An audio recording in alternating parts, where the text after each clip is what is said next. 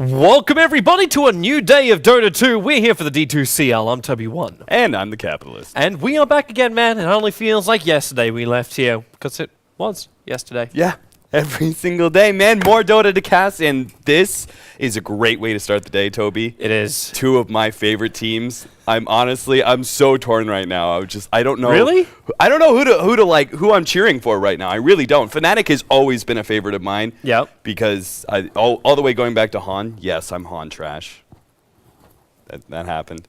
But Team Empire, ever since they had Resolution join their lineup, I was like, oh, this lineup's gonna be so good, and I love it. I love watching their play. So honestly, I'm so torn. These are two of my favorite teams in the West. I take it differently as far as approaching. I don't cheer for the teams, I cheer for individual players. Resolution, man, I'm with you. ICC Cup days, that's what it's all about. IC Cup days. And then also, like, No Tell. Like, who doesn't love this guy and who doesn't want him to play your support Meepo in every single matchup? But right now, though, it is Empire over on the Radiant side, Fnatic over on the Dire's side, and we get a hero who, I know, like, we had a mini debate about this yesterday. Where I was like, yeah, Lycan, I love this guy. Woo, woo, woo, bring him into the ball. Let's go push it. Let's go kill it. And then you're there going, boring much? Yeah, not a big fan of the Lycan personally. He's obviously very, very strong, but I personally just don't really like enjoy the play style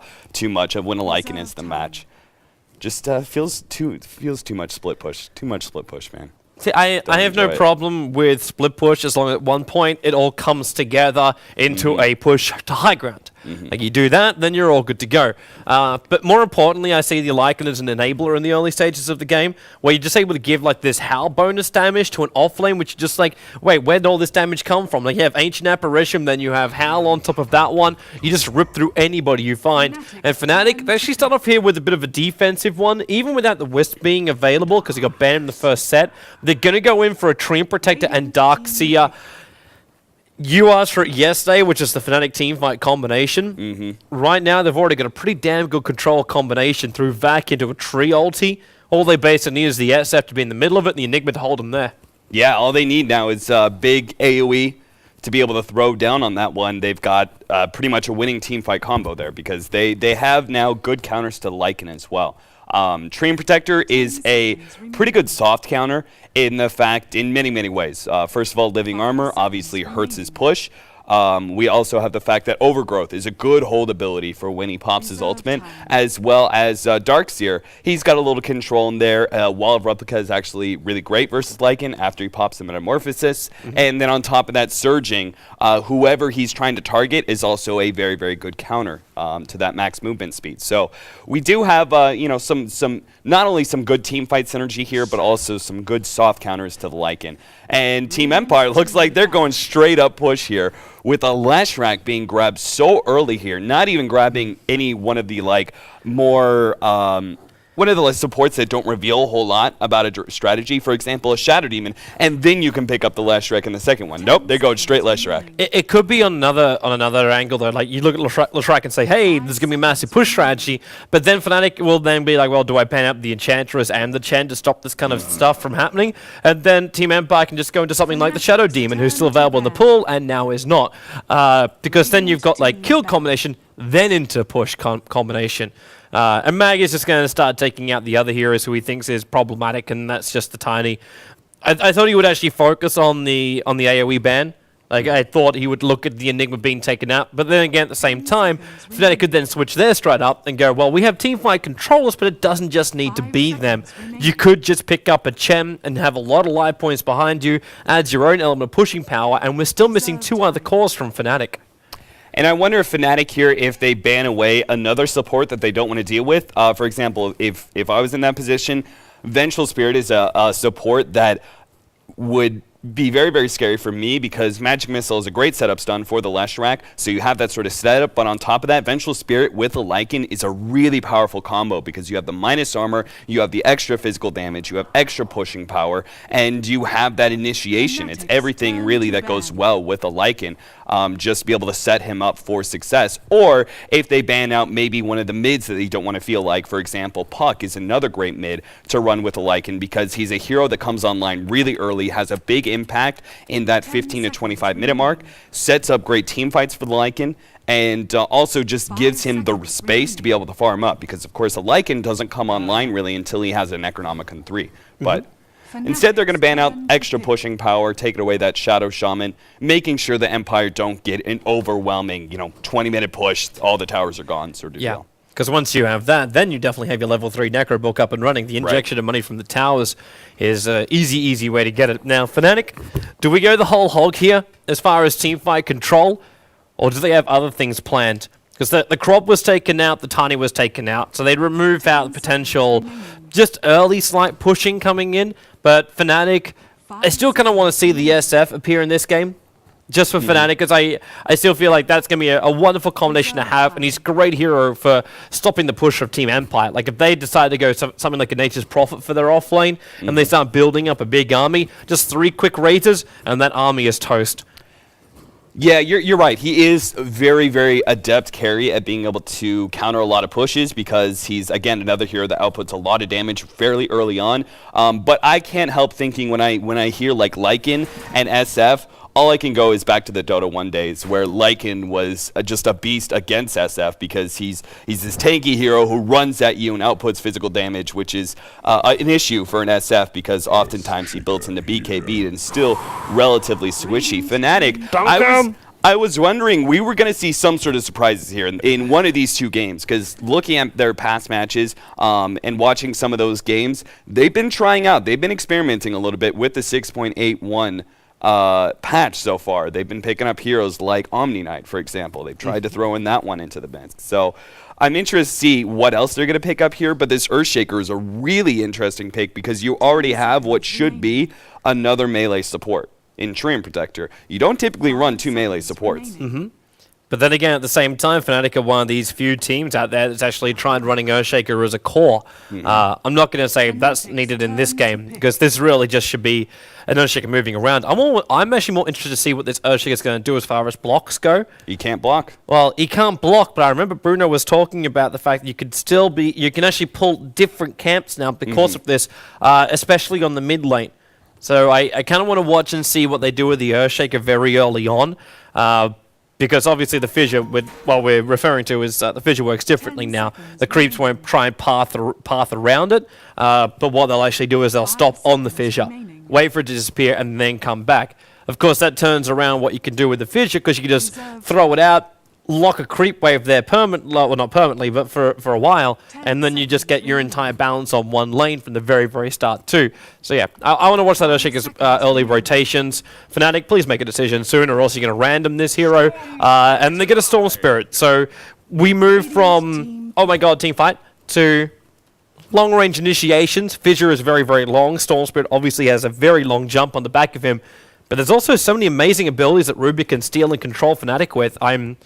I'm still very concerned for Fnatic's lineup. It could snowball, but it could also get snapped back pretty hard. Yeah, it's one of those lineups that you're like, okay, when is the shoe going to drop? Like, what pick is really going to reveal their strategy here? Because as far as it stands right now, it's like a minimum amount of team fight. Like, the Vacuum Overgrowth combo is strong if you mix it up with a lot of damaging abilities, some sort of AoE damaging abilities. Earthshaker, I wouldn't really classify there. He certainly can do a ton of damage if he gets in the right dunk scenario, but that's a sort of like once a game sort of situation. You're not really going to be able to get that many. I was expecting heroes that were able to have lower cooldown abilities and were able to come online a lot earlier. Earthshaker relies on a Blink Dagger, which is he's notorious for having a hard time getting to. He's not that good in the laning phase, so he made up for that. Then the times he was picked, he was almost always picked up for the blocking in the laning phase. That's pretty much all he did. I personally haven't seen the blocking still working out. I haven't seen what camps you can pull, so I'm interested to see how Fnatic can make that work. But if they can, then lanes get easier. If they can't, I don't know what they do here. I have no idea what their last pick could be, unless it's just like, because it's not even like just like, oh, let's just tank up, guys. Yeah. It's not even that. Well, they can't with their heroes. Kind of feel like the last one, I almost don't want to see the SF now for Fnatic, because I know he's going to have a real rough time with Team Empire's lineup. They need someone who can follow with the initiation of Storm Spirit, someone that can pump out a lot of damage and still give them the teamfight control and do it from range. And OD seems to be their choice. So teamfight control, I'm not going to say straight initiation, but you get the 4 stuff to go with it, which means we see either a safe lane Storm Spirit or a safe lane OD. It really just feels like Fnatic are just backing up, and then they'll wait until the mid game, and then they'll come out to start and fight. I'm not sure they're going to hit their timing fast enough before Team Empire will start to push them down. Yeah, their whole entire lineup is so dependent on the Storm Spirit and the OD here. If Axe gets a good initiation on just one of them, Fnatic are in some serious trouble there, because it's not like a Treant Protector is outputting a ton of damage. It's not like an Earthshaker is really doing that much damage either. When it comes to just an Axe initiation, how are they really going to combat this if their OD is taken out of the fight immediately? It's not Storm Spirit. Storm Spirit is definitely strong. If he gets a good start, sure, he absolutely carry Fnatic to victory here. But if he doesn't get that strong start, he's not going to be good enough here to be able to basically 1v5 when it comes to damage. There's certainly a lot of defense here on Fnatic, but it's very risky running that much defense with only your 2 offensive heroes being kind of squishy at the same time. Yeah. It's so dependent on not being initiated on. You might want to look at the cause here, dude. Always on a Fly is the only person from Team Empire to select a hero, and it's the Nyx Assassin. So this is actually a Nyx moving into a support role, which And means... less Shrek carry. Yeah, it's a call to Shrek, but it's a call to Shrek in mid lane. Looks to be where he's headed. Like, Mag will take up the Axe, so that means we're already looking towards an off-lane Axe. Resolution's actually the Lycan towards mid lane, so they put Silent on the bottom lane Leshrac. That makes a little bit more sense. But I'm worried they're gonna really just nerf Resolution too much with that OD. Yeah, I think they're wanting to be able to run this an aggro try, punish the Earthshaker pickup, because if Earthshaker's in lane, he's not a great laner. Unless you just get the perfect Fisher blocks, you don't contribute nearly as much as many other supports. And if he is blocking, then you could still punish it, because it means it's going to be dealing with the dual lane. Yep. So either way, an aggro try is going to work out great here. So they have the Leshrac farmer, but at the same time, it's ultra powerful, because this carry that you're running is actually a great nuker. So if he gets a good amount of farm, he's going to be picking up like maybe a Bloodstone into BKB, be this big tanky beast that's outputting a lot of AoE damage. On top of that, a great pusher as well. So they've got a lineup that can come online really early, take towers, get Necronomicon 3, and beat in your base by 25 minutes if their laning phase goes right. And I think, like, honestly, I don't see how it could go wrong here. If it's just a Treant Protector going into that top lane with Storm Spirit, he's actually rotating to bottom now. But if they leave Storm Spirit alone, he's screwed. Yeah. He'll die straight away. There's no escape mechanisms, and even No-Tail's Fissure, I don't see how that's really meant to work. And you see what No-Tail leveled up.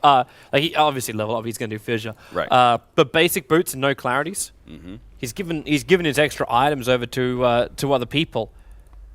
Like Trixie on this offlane too. At least Trixie will have himself a decent time up against the Axe, but Axe has come prepared. Like, Axe coming down here with 8 Tanko charges in the salve. He won't be able to burn through the life points fast enough on the Axe to really cause him some problems. Where else are they meant to find the farm? They could try and stack up inside the jungle. That's one thing, and then they try and, like, flash farm with Trixie. Because Axe then, if he actually finds it, then he can steal the flash farm. So there's even risk involved in that kind of thing. But either way, we're going to get this game started. For those people, too, we didn't actually let everyone know about what's going on with the D2CL. This is actually the first game Fnatic's played in the D2CL Season 3. We've been covering this for the last week and a half. Yeah. This is actually their first game. Team Empire played 2 games, and they've actually gone 1 win and 1 draw. So that's Team Empire's result so far. And they went up against PR and got, welcome to Fissure Block.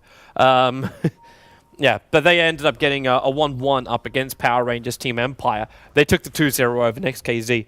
But there's a lot of big matches coming up in the future. Like Empire, they still have themselves a date with Na'Vi in their group as well. So that's going to be a bit of a rough time. But that's over the next week, so make sure you stay tuned here on the live stream, as well as following all our videos, be it over here at Dailymotion or at joindota.com, where they all end up eventually, or youtube.com/joindota. You can find them all there. This is so odd. What they're doing right now. So they're basically ensuring that the positioning they're going to get kills on bottom lane. Leech Seed, they need the secondary Iron Shell to come down to have enough damage to kill off Mag, and they're trying to body block him so he doesn't get in range of his own tower. Of course, it's going to cost them their own life points, and they're almost in range for him. The creep wave's coming down, and now Treant Protect taking too much damage from the tower. Has to back himself up, and Mag will already go through that south. I think it was a smart decision to put the Treant Protector bottom in order to try and get that first blood, but after that point in time, now Air's just free food. Yeah, there's already your stuns. And Silent, well, he's already used his one. And Era, he's back in range of his tier 1 tower. Now the Fissure will fly out. And Silent and Always on a Fly take a lot of damage to try and attempt that kill.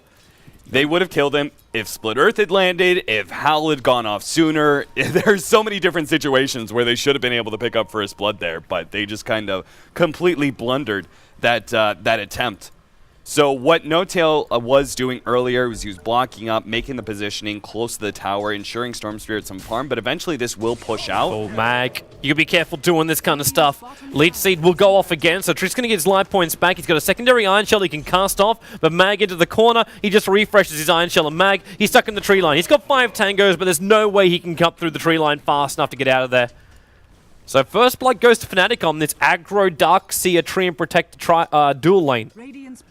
Yeah, it's 2 tanky heroes that don't really care about the axe spinning on them, and going to be able to benefit from the Leech Seed, and as well as the double Ion Shell. So it's like a slow 2 tanky heroes and 2 Ion Shells. Like, any hero is going to have a rough time with that one. But as long as Mag stays close to his tower and doesn't attempt to get close to those heroes, I think he should be fine. I think that was just him playing a bad play there and trying to go on the Darkseer a little bit. He can tank up the creep wave just fine. It's what Axe is meant for. So them cutting the creep wave isn't an issue for an Axe. It's just taking the creep wave while taking the Iron Shell damage and then having a position where you're too far away from your tower and Treant can follow you. Yeah. This little path that Era currently has to work with on the top lane. They've also got the Fissure of Earthshaker available.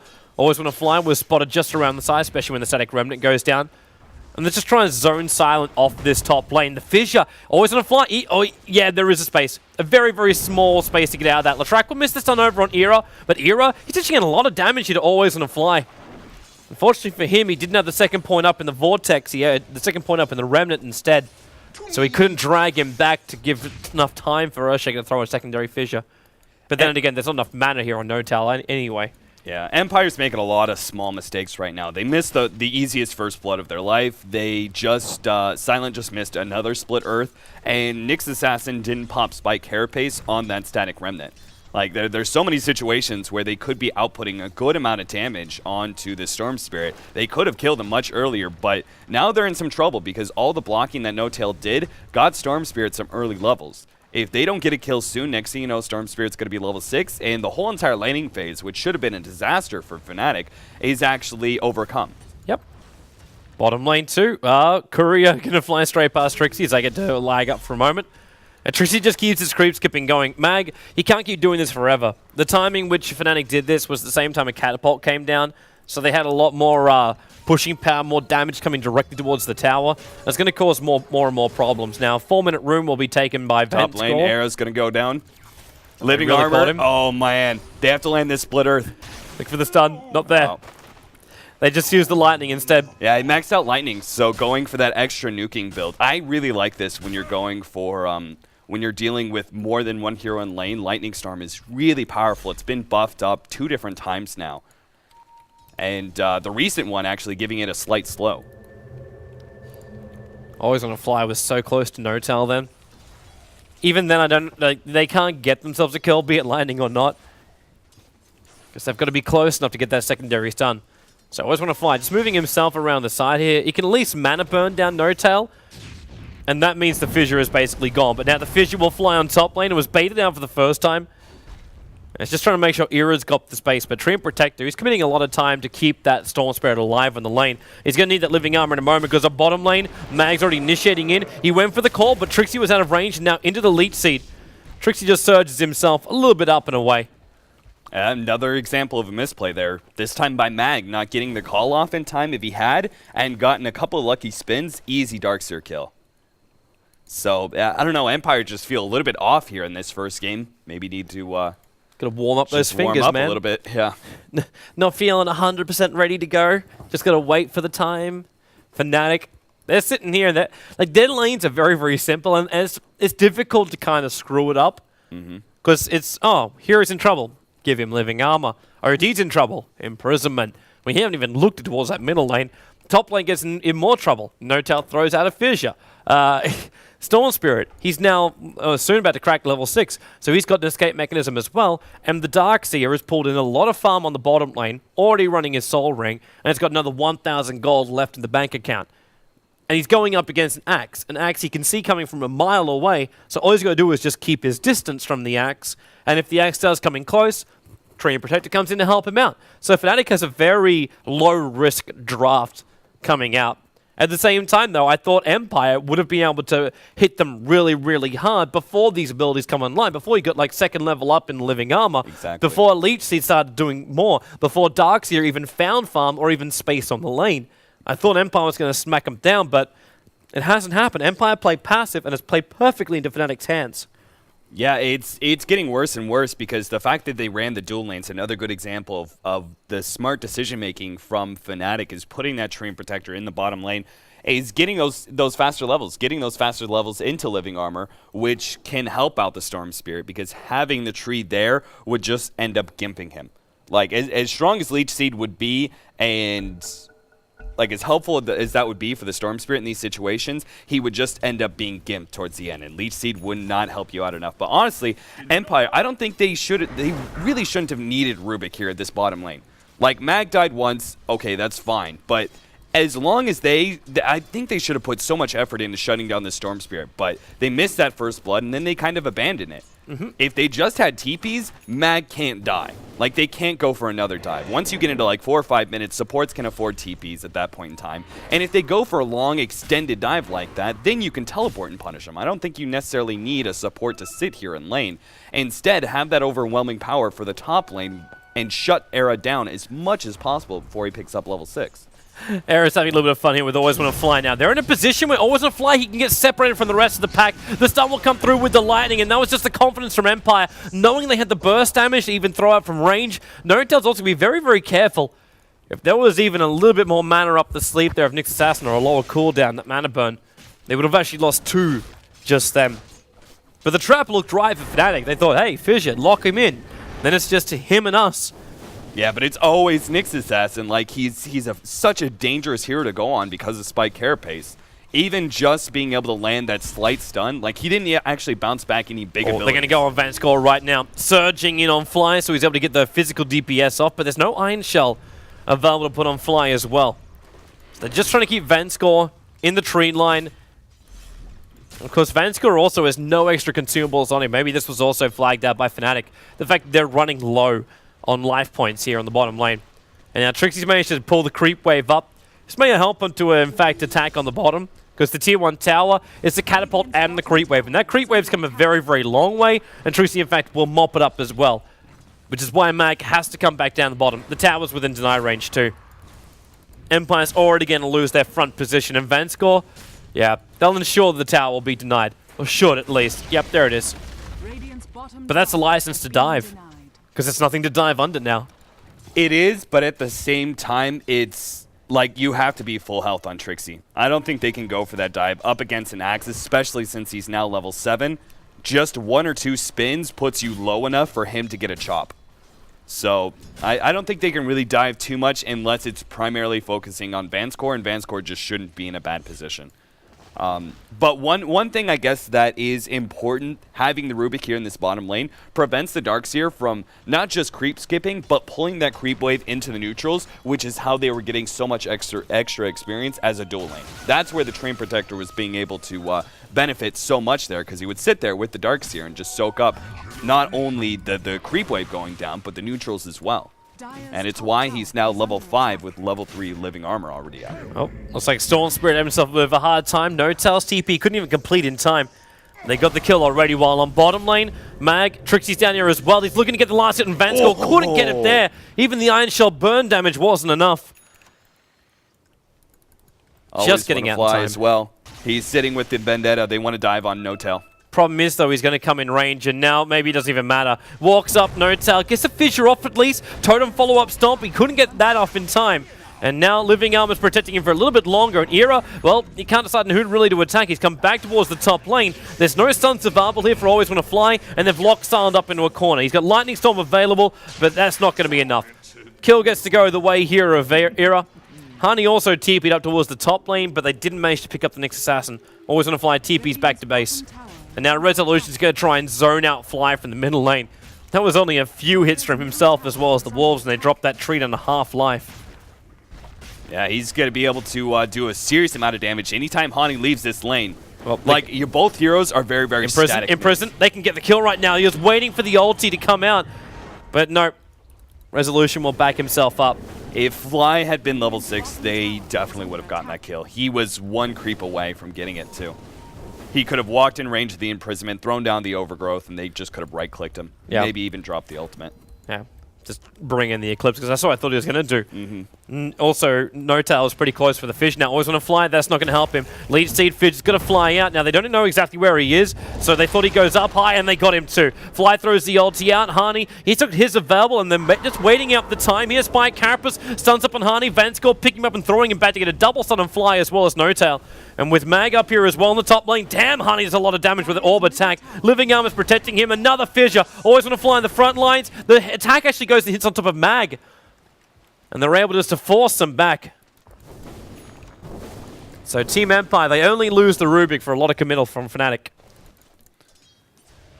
Yeah, I think Mag there, he could have gone into the staircase area. Like, that's such a small area that, and they have so many melee heroes, I think he could have just walled them off at the staircase. Ooh, Trixie. Off the OD. Oh, this is risky as hell, too. Yeah. This is not something you normally see with a Lycan going inside the pit, especially 10 minutes in, is before Medallion comes up. So before Fnatic is going to be aware or thinking in the back of their minds that we should be considering what's happening with Roshan. But Resolution feels he can do this. It's definitely going to take some sweet-ass time to do it, but if he can get away with the murder, it's a huge victory for Empire. Yeah, Fnatic, I really felt like they were winning, mainly because Empire just couldn't seem to execute, but this is sort of a mistake by Fnatic that they don't check the pit in the whole entire minute and a half that it takes Resolution to clear it. Got it. So now Empire just even up the score. Trixie's in trouble too. Telekinesis is pulling him in, and the Culling Blade, there it comes! Fnatic, at least No Tail's able to get one fissure off, but at the same time, there's a Leshrank and there's a Lycan hovering around the rear. Now, baits the stun once. They're trying to make Fly waste some time on his movement here and give Mag some time to get himself in range. The stun will go, but there's just not enough space. There's a big advantage of being able to have a heavy nuker like Leshrank, who's maxed out Split Earth and Lightning Storm, with an axe, because once you get that first chop, then it's just a snowball against the enemy team where you've got this extra movement speed, you've got the extra mobility to be able to take advantage of them, and so being able to just take out one hero Knight instantly and get a big advantage off of that is going to be really how they're trying to run a lot of these team fights. Leshrank should be building up into a little bit of tank here, and I like the fact that they're giving room for Always Wanna Fly to farm a bit. If you can get a faster Blink Dagger, then they have initiation with the axe as well. Well, you get to watch it in a moment, dude. Top lane, not your Blink Dagger, of course, but the rest of Empire. What they started as their aggro try returns towards the top lane with the DD on the back of Silent. And they're looking to bring down this tier 1 tower, but Fnatic is ready for him. They're hovering in the tree lines. They're trying to keep the creep wave out just a little bit further, and now that's going to surge it down. Era is the one who's actually surged. He's got jump available. But Empire, I think they realized what was going on. They've backed themselves up, so Resolution, in the meantime, forces a tier 1 tower and the TP down by Hani. They have to play this so like grouped up at all times that the split push from Lycan is really going to be abusing them constantly. If they don't have OD in that top fight, again, where's your damage? The damage is going to come on bottom lane. Blink Dagger's on Axe. He gets the call off on Hani. And now, well, Resolution imprisoned at the very, very start, but he pops off the ultimate. There's still Sandy as Clips available, and Trixie, the wall will go down too, but there's no massive opening here. At the same time, up on top lane, because the extra support's TP'd out, it's a double kill for Silent on the top, and they're going in deeper, searching for the kill on Fly. They need the extra stun. Actually, they don't even need that. That lightning bounce damage is too easy. Always Wanna Fly will take that last hit out. And 3 heroes lost for Fnatic. Dire's top tower is under attack. Yeah, just they lost the Darkseer as well. But again, once that OD was gone from the top lane, they couldn't really fight just because Empire's lineup is so early. With the Leshrac as a core here, like, look at him. He's already getting maxed out Edict. Like, this is the real benefit. It's why I don't mind seeing Edict not being maxed out, because if Leshrac is a core and you've got a lineup that should win early, he's going to get a bunch of extra experience. And by the time you want to push, Edict will be practically maxed. Yeah. And by that time, too, like, actually, I think even before that time, he's going to have himself his Bloodstone. This guy built Arcane Boots, a full set of drums with a magic wand, and has a point booster. He's so tanky just from this very start, not to mention like his 7 armor points, which are always there. Now, always want to fly, he's in a position to get the perfect stun. And then follow-up stun, lightning damage will now fly out as well. Spy Carapace in case he decides to put up an Iron Shell. But Trixie runs away, Vendetta hit, it wasn't enough. They're overextending. Yep, they're going to back up. Era's here, and he's considering the jump. He's going to go on silent. The Edict damage is still there. Now where's off? Fanscore comes in, only drops the oldie with the Fidget combination. They're able to get one, but Mag in through the rear. Needs a couple more spins on this one, and now he's actually held in position by the tree ulti. Mag, he will go down, and Honey grabbed himself a double kill. Resolution came up as well to join the rest of Team Empire to bring a 5v5 engagement to the top. The Fnatic come out on top of this one, 1 for 2.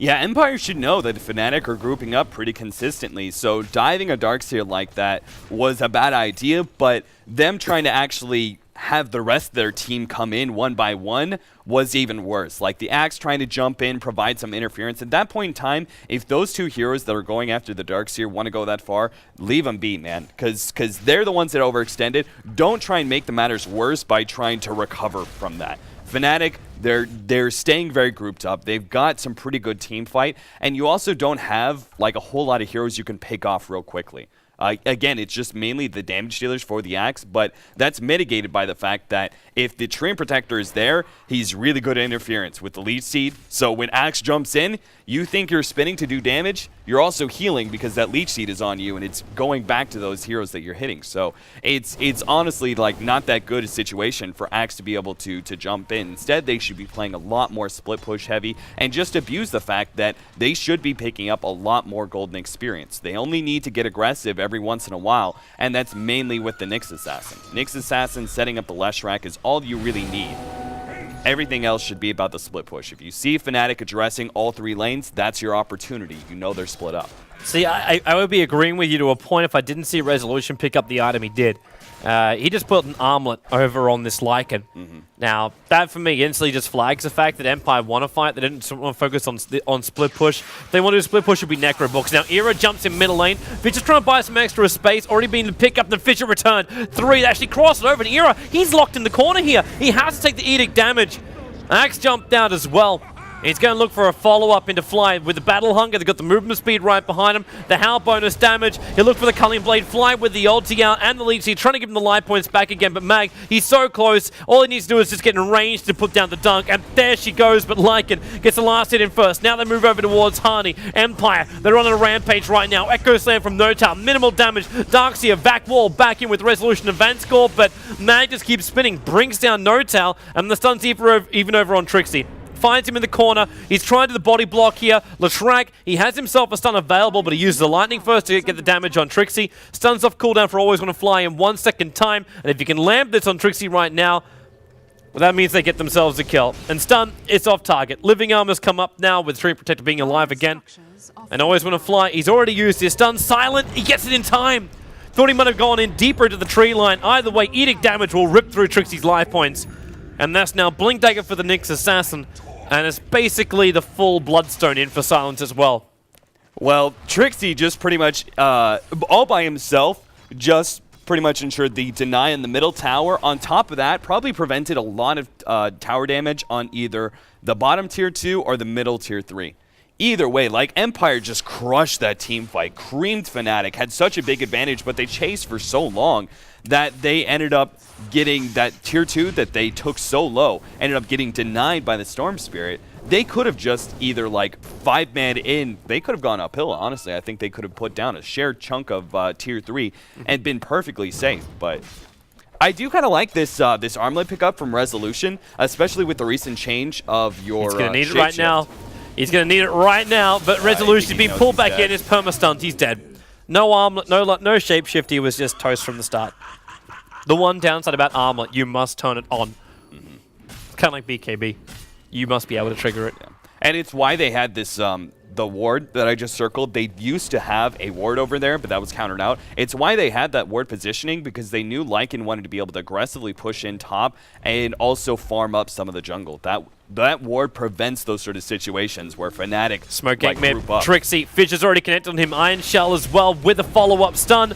And then, while Darkseer pick up telekinesis, he got the mech off at least, but the Edict damage coming out from Silence ridiculous, and that fresh Bloodstone just got himself a new charge. And Roshan's up. Okay, so we're going to have just over 2 minutes for the spawn time on that. Yeah, that living armor is going to be really not too effective now with Diabolic Edict and now levels of Pulse Nova coming up. You've got so much small instances of damage that's going to burn through real quickly. On top of that, towers are going to fall left and Fnatic. right. There's an opening right now. If Always On a Fly wants to blink into a stun, he can do so, because he's got Spike Carapace to keep him safe. And now they should get a secondary blink. Vanskor gets his own one. So we've actually got triple blink heroes over on Team Empire at the moment. And then you got Lycan who moves so fast he may as well have a blink. Yeah, now they've countered the only advantage that Fnatic had, which was early on with the Storm Spirit. They had initiation. Once the Axe got his blink, that was countered, and now it's Empire have such overwhelming initiation that they should always be able to have a big advantage starting this team fight. And they have better team fight heroes anyway. Honestly, so much of this comes back down to the Earthshaker pick. The Earthshaker pick really did not do anything for them, and probably won't all game long if they lose. He's striking Silent back in the middle lane. The Fissure will follow up. Vanskor, though, Soul Fissure returns it on 2 with the Fate Bolt damage. Not to mention the Pulse Nova and Edict. Trixie is a long way up here. But he already has the rest of his teammates pulled out. But Notel, yeah, no. Don't come too close towards the sun, Notel. Yeah, just look at Notel's gold right now. He's only sitting at 800. Before, you could argue that Fissure blocking was giving you enough an advantage to be able to make up for Earthshaker's lack of lane control and movement around the map. He's really a weak hero early on, but now with this new Fissure blocking, at least the way Fnatic did it, I really don't think it was worth anything. Like, the block helped Storm Spirit get levels, but the Storm Spirit hasn't been able to do that much for them just because Empire have such overwhelming teamfight advantage. It's only going to get worse. Like, Mag's walking around with a huge amount of money. He's building in towards his Aghanim's, and only 2k gold away from that. But Resolution's got 4k gold on this Lycan. He may as well just build an AC and just finish the high ground, but they're actually going to go high ground before he does that. Fissure out from Notel now. Resolution's caught in here, and then jump in by Always On a Fly. 3 on the stun. Echo Slam does minimal damage again. Notel dragged up as a wonderful vac into the wall and OD ultimate, and that may just keep Fnatic alive during this fight with the double buybacks also coming out. The Maggie's deep in there. Cunning Blaze down on 1, and now Vanskor stole Echo Slam. Returned a huge chunk of damage, and Silent, well, he actually will just die inside the base. Team Empire, though, chasing too many of the kills, and now there's also a BT recipe. If only Era can reach it. He can't move fast enough, bottle charging everything he's got, but that courier's got the high movement speed up now. It's a way to safety. That was a big fight for Fnatic and a big overextension for Empire. They just gave Fnatic hope in this game. Yeah, they really got way too greedy there. You can't really blame them too much. They probably didn't think they were going to be forcing that big of a fight. They probably just thought they were going to be doing a little bit of damage to tier 3 and backing out. But that Fissure block just kind of, everything kind of snowballed out of hands for Empire. Because as they went in to save Silent, more and more fights are, not Silent actually. I'm used to saying Silent, Resolution on the Lycan. As they went in to go save Resolution. Normally it is Silent, so exactly. It's completely understandable. In order to save Resolution, they jumped in, and then the fights just kept on kind of happening. And, of course, with the buybacks, Fnatic have a big advantage. What they should have been able to do was just control the map and take Roshan. I don't think they're ready to go uphill just yet, but with an Aegis, they should be able to. Now, Fnatic are the ones thinking about going out. Always On a Fly, there's Observer Sentries, and now, in fact, it all gets dewarded. So Always On a Fly knows it's not safe to come up there in range of the Sentry Ward. Really good awareness of the vision so far by Fnatic. They've been countering a lot of Empire's aggressive wards. Well, they're going to come bottom lane. Get popped, though. Nyx Assassin's still here inside the Vendetta, but it's about to run out. In fact, they will see Nyx Assassin run up towards the tree line. And they've got a question. Which one do they go for? Vac, he hasn't tried to TP yet. Spike Carapace trying to buy in some extra space, but Always On a Fly. He'll get himself a triple stun before death. I suppose in a way that works out the fact that Silent didn't get ganked up, but it's not really the trade-off you're really searching for. Nyx Assassin came there for a kill and just overstayed his welcome. And now Fnatic, with no Invis hero on Team Empire, they just come in to take Roshan. Yeah, this is not good at all, man. They just gave away so much extra gold to Fnatic with the defense, with that one pickoff. It's just kind of delaying Empire now. They should still be able to. I think they could probably even contest. He's really considering jumping in right now. The Fissure will hold him on the high ground. The Wolves come in too, and Storm Spirit goes in for the run. Era picked up. There's Living Out to protect him while he does this. Now the wall at least goes up, and this will kind of separate the fight for the moment. While flying, Silence in here, he's pulse novering, edict damaging, resolution. They want to kill off this tree and protector, and they'll be successful. But it's the first hero to go down until OD finally drops the ulti back in. Mag, Echo Slam, this time from Notel, at least doing some heavy lifting. Always want to fly, jumping back inside the Invis. He's going to attack onto Trixie right now. Mana burning him up. Vanskull comes in. They control him a little bit longer with the Urn Charge and Silent just walking through the wall. He just doesn't care when he's able to pulse Nova out and eat damage. He just goes to town on it. And Resolution, now they will come in and finish up Roshan. Yeah, they had some soft counters to the Lycan, but they didn't have anything too big. And once the BKB was up, because Resolution went for this more fighting build, and I actually really like this build. I think it's something that has been gone for too long. Too many people have jumped on the Necronomicon bandwagon. Yep. But Lycan is a really strong fighter in this sort of period where heroes are too squishy. Heroes oftentimes are building into BKB, but don't actually have too many life points to deal with physical damage. And Resolution with an armlet build. Storm jumping it always on a fly, dragging him back. The dust will pop off from the spine, Capital Spice some space, not to mention the Fissure holding Honey out too. But yeah, man, I'm with you. I know you, like, it was almost like our argument yesterday where we're like, hey, yeah, Lycan, he's such a great hero. But then again, boring as hell. This armlet, it brings him in so early. Lets him fight. Lets him be a man. All they really have with the BKB Lycan is overgrowth. That was the only time they were able to keep the Lycan in place and not just ripping them apart. Because you got to remember, not only are you getting max movement speed and no longer are you getting health, which is why the armlet is a pretty decent pickup, but the mass amount of damage you get from armlet on strength heroes is really good with shapeshift because you're getting 170% crit. So when you do get those crits, for example, on Always Wanna Fly earlier, he did, on Fly. On Fly, Jesus. He did 540 damage critical. For 25 minutes in, that's a huge amount of damage. Makes for a bit of a powerhouse as far as the dogs go, as well as your early team fights. And now Empire, they're going to come in higher again. As a tier 3 town, they want to bring down the Living Arm, will protect it for a little bit, but Resolutions is beating it down. Huge amounts of DPS coming out from him, not to mention the Edict. Now Trixie, Vac Wall, she put him to the other side of the Fissure, but always going to fly in through the rear. The Overgrowth will buy a little bit more space here, and then Vanskull, what did he steal? He actually stole the Overgrowth. He took the tree ulti, and now he can just let it rip. He actually holds tree himself in position. That almost killed off Hani, and now he does go down. Lycan will take his life into the Earthshaker. Treant, dead, dunked, killed. Hero's basically back inside of his own base, but there's no way he can come out of this one. Empire's going to get to work.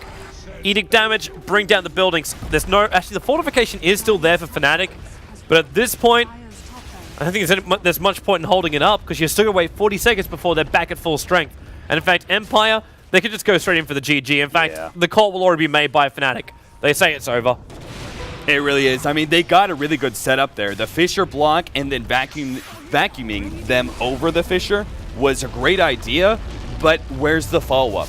Unfortunately, their two big AoE ultimates are both over a 2-minute cooldown, and both of them just happen to be down at that point. Echo Slam as well as the OD ultimate. Now, the Echo Slam, again, Earthshaker still did not have a Blink Dagger towards the end of the game, so it goes to show like that the Earthshaker pickup did nothing for them. Earthshaker is not a hero until he has Blink. He just really isn't. Like, he's a good block off sometimes, occasionally, and he can do some really good work, but other than that, he's just not a hero until he has Blink. And when you don't have the better laning phase, when you're going up against a team like Empire Drafted that just rolls over you with an aggro try with really early pushing power, they gained themselves such a big advantage that even if Blink Dagger was up, I still don't think they could have won that fight. Well, then... Game 2 coming up soon. For everyone who is tuning in as well, we've got some great games coming out. Join Dota's running premium content this evening. We're starting off with Empire vs Fnatic. It's a 2-game series here. Of course, Empire now being 1 game up. And coming up directly after this, the Alliance will play their games up against the new Russian superstar team, Relax, who are just toppling out most Giants these days. Maybe they're the new PR. But they're going to be coming up next right here on this live stream. And make sure you definitely don't miss the ESL 1 final. It's scheduled to start in 2 hours' time. EG versus Liquid. The winner of that matchup will advance themselves and go to ESL 1 Frankfurt. So stay tuned for all the action. You can check it out at joindota.com. For now, short break, and we will be back.